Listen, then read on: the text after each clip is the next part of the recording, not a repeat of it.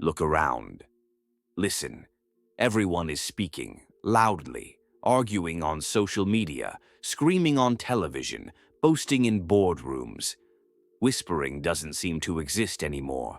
And in this blaring age of attention, silence almost feels like surrender. But Friedrich Nietzsche, the razor-sharp critic of herd thinking and moral illusions, thought otherwise.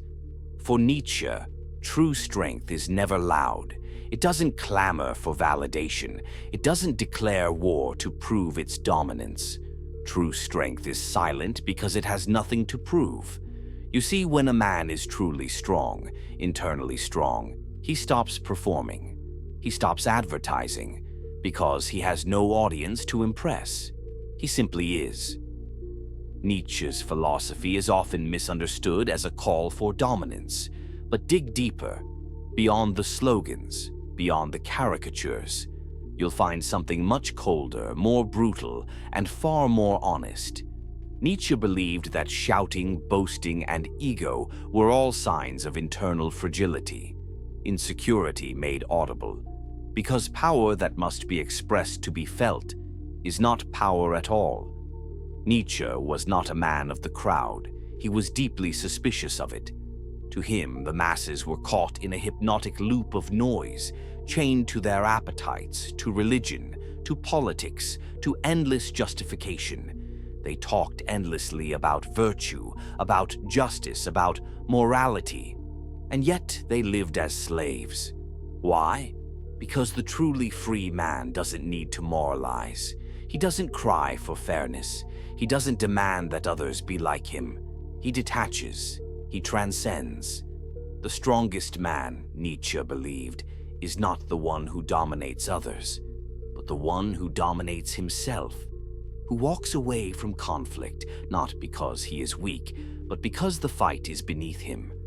This is not apathy, it's power.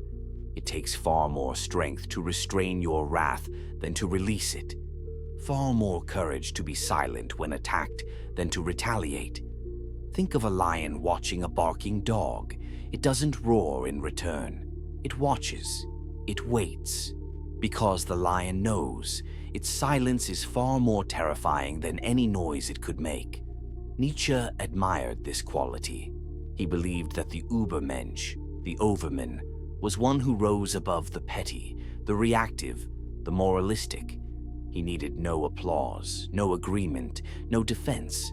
He was sovereign within himself. If you want to measure a man's strength, don't listen to what he says. Watch what he doesn't say. A weak man can yell. He can insult. He can declare himself king. But when the storm hits, when he's betrayed, insulted, humiliated, how does he respond? Nietzsche admired those who absorbed suffering in silence. He wrote, "He who fights with monsters should be careful, lest he thereby become a monster." In other words, if you are constantly reacting to others, you are still under their control. You are not free. You are not strong. Strength is measured by what you can endure, not what you can conquer. Most people lash out to relieve discomfort. They can't hold the pressure. They can't contain their emotions. Their power leaks through their mouths.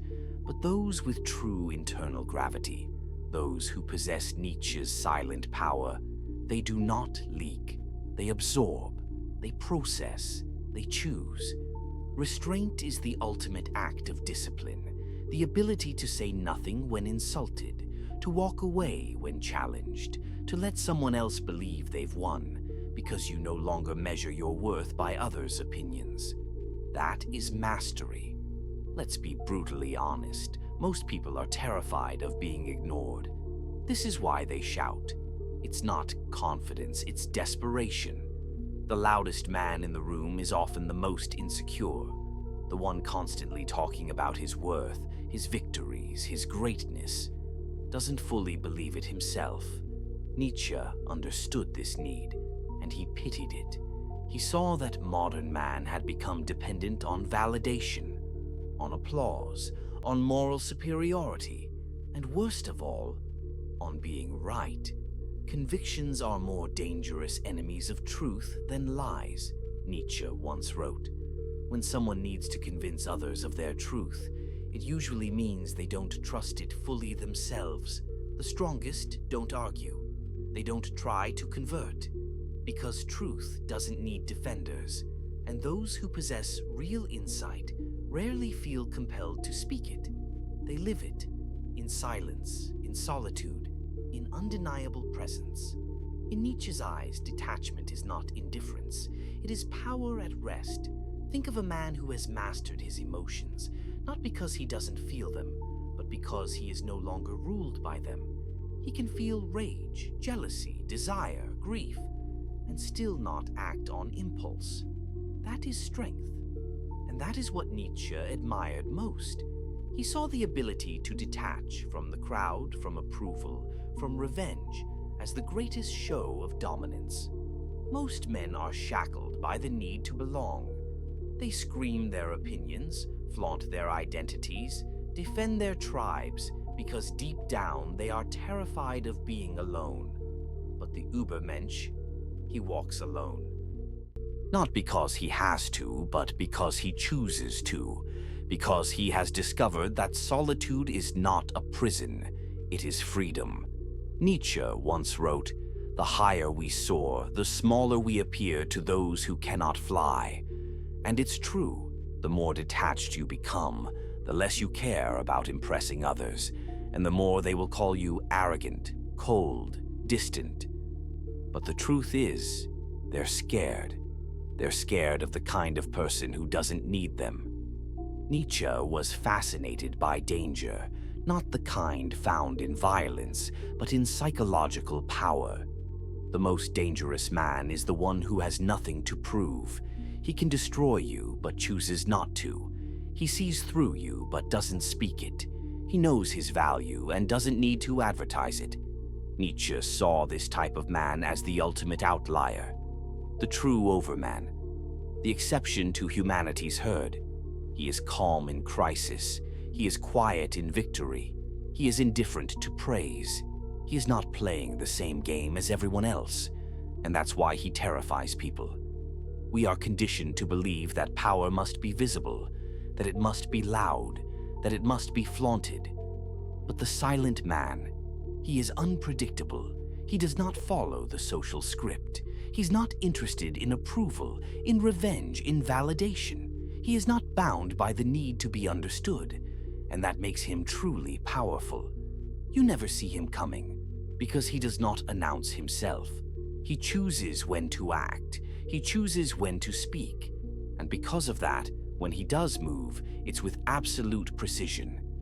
Nietzsche believed that suffering is inevitable. What separates the strong from the weak is how they carry it. In today's culture, pain is broadcast. Every hardship becomes a performance, every trauma a badge of honor. People parade their wounds, expecting applause for surviving. Nietzsche would have found this disgraceful.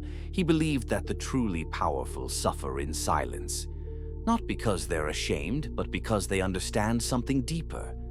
That pain is not a performance, it is a forge. What does not kill me makes me stronger is not about survival. It's about transformation. It's about emerging from hell without asking for sympathy. Nietzsche admired the man who walks through fire and never speaks of the burns.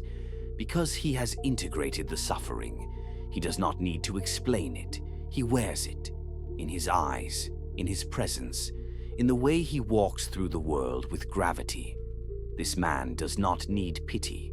He does not need healing. He has become the fire.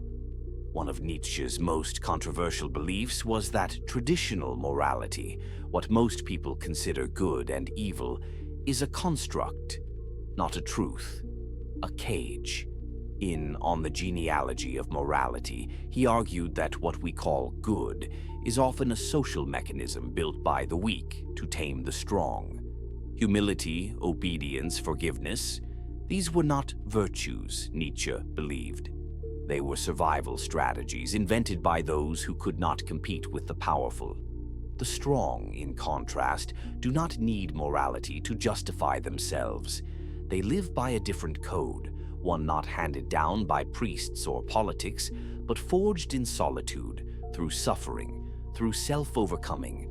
This is the great divide between the herd and the exceptional individual.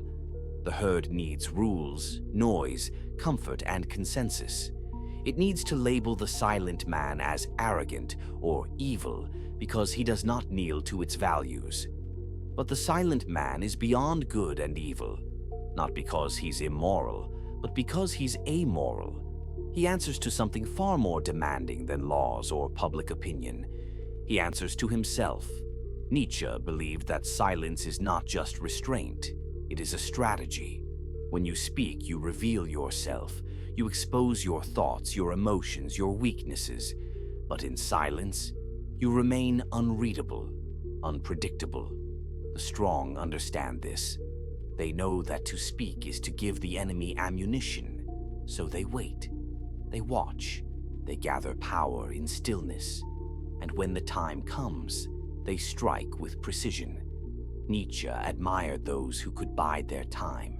He once wrote, "The higher man is distinguished from the lower by his fearlessness and his readiness to challenge misfortune head-on." But what Nietzsche left unsaid is that the highest man does not charge in blind. He prepares in silence. Because noise is a tactic of the impatient, of the reckless. But patience, silent, cold, calculating patience, that is the signature of strength. Nietzsche didn't just explore strength, he explored how the world reacts to it, and what he found was sobering. The masses do not love strength, they fear it, they resent it, and they will do everything in their power to drag it down. The silent man, the strong man, the detached man, he reminds them of their own weakness. His presence is a threat. His lack of need is a confrontation. He doesn't argue. He doesn't beg. He doesn't need validation. And so they mock him. They slander him. They call him cruel, emotionless, toxic, because they cannot control him. And what cannot be controlled must be destroyed. Nietzsche knew this well. He lived most of his life isolated, ridiculed, misunderstood. But he chose that life because he believed that the price of true power is loneliness, and only those strong enough to bear that silence deserve to wield it. Nietzsche's most iconic concept, the Übermensch or Overman, was not a superhero nor a tyrant. It was a man who had transcended mankind's smallness. He had created his own values, slain the gods of tradition, surpassed the moral chains of the herd, and most of all, he had silenced the noise within himself. He does not crave applause. He does not kneel to institutions. He does not fight for recognition. His journey is inward. Man is a rope, Nietzsche wrote, stretched between the animal and the overman, a rope over an abyss. And what does one hear in the abyss? Nothing. Silence. The overman is forged in this silence. It is there, without affirmation, without distraction, without comfort, that he either shatters or becomes something beyond man. That's why the Übermensch walks alone, not because he is antisocial, but because no one else is coming. No one else can walk his path. No one else can bear the weight of becoming themselves. At the heart of Nietzsche's work is a concept more demanding than any moral law: self-overcoming. Not just self-improvement, not mere growth, but the violent, continuous destruction of who you are, so you can become who you must. And this process, it doesn't happen in conversation. It doesn't happen in a debate. It happens in silence. When the world goes quiet, when the justifications fall away, when no one is watching, you confront yourself. The weak man avoids this moment. He distracts himself with noise, with ideology, with routine. But the strong man, the Nietzschean man, welcomes it. He meets the abyss of his own being without flinching. He sheds old skin, burns old beliefs, slaughters old identities. And what is left? Not a better version of who he was, but something new. something independent, something terrifying. The silence that follows self-overcoming is not emptiness, it is presence. A presence so complete, it no longer needs to speak. There is a reason why sages, mystics, warriors, and philosophers all eventually fall silent. Because when you reach a certain level of insight, language becomes insufficient. Words distort, noise distracts, and silence reveals. Nietzsche never fully trusted language. He wrote in aphorisms, short, cutting fragments, because he knew truth was too volatile to be confined by prose. He knew that truth isn't something you argue, it's something you embody. The more you ascend, the less you explain.